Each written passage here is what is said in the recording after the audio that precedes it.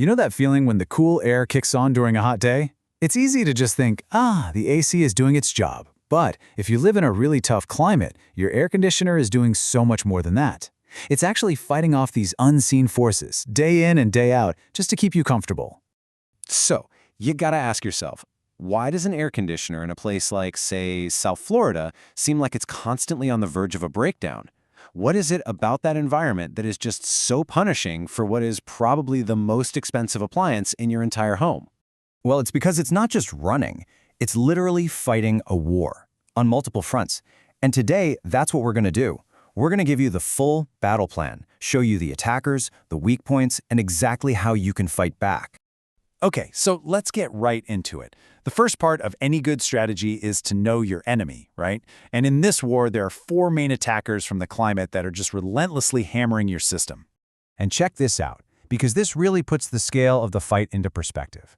An AC down in Palmetto Bay, Florida, is running for about 300 days a year. Now compare that to maybe 180 days up in the northern states. That's almost double the runtime, double the stress, double the wear, and that's before we even get to the other attackers. So attacker number 1. This one's completely invisible. It's the salt air. If you're anywhere near the coast, the air itself is carrying this corrosive salt. It lands on your outdoor unit and just starts eating away at the metal, causing these tiny little pinhole leaks in your copper refrigerant lines.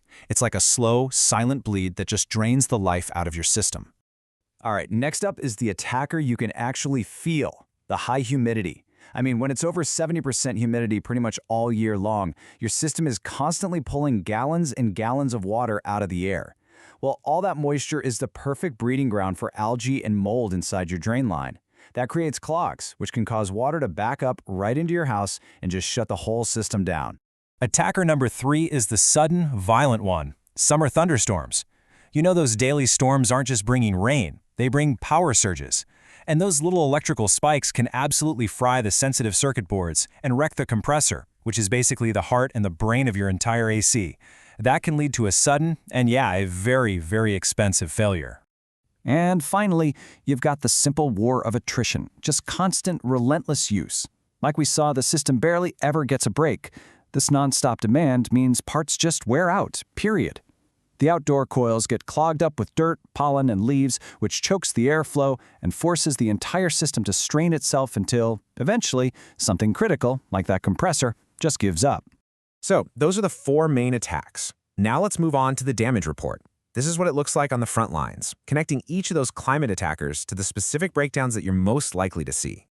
And this table just lays it out so clearly. You can draw a straight line from the salt in the air to those slow, expensive refrigerant leaks. The humidity? Well, that directly leads to clogged drains and even mold in your system. And that constant use, combined with dirty coils, that puts so much stress on the compressor that it leads to total failure. It's a clear cause and effect. Okay, so we know the enemy and we've seen the damage. Let's talk about the counterattack. What's the plan? We'll start with the heavy hitters, the kind of specialized tactics where you really need to call in the professionals. So, if you're replacing a system, this is probably the most crucial part of the whole operation, getting the size right, and it's not guesswork. It requires something called a manual J-load calculation. It's basically a full engineering analysis of your home. If you get it wrong, a unit that's too big will waste a ton of energy, and one that's too small will run itself into the ground and never really get rid of the humidity. And, in a place like South Florida, doing things professionally isn't just a good idea, it's the law.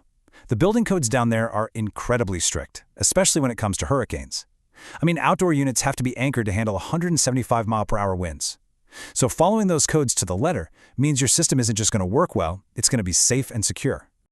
A professional service call shouldn't be a mystery either. It should follow a really clear, logical process. First, a real diagnosis to find the actual root cause of the problem. Then, a clear, written estimate that you approve. After that comes the repair and a full system test. And finally, you should get documentation of everything that was done and a warranty you can actually rely on.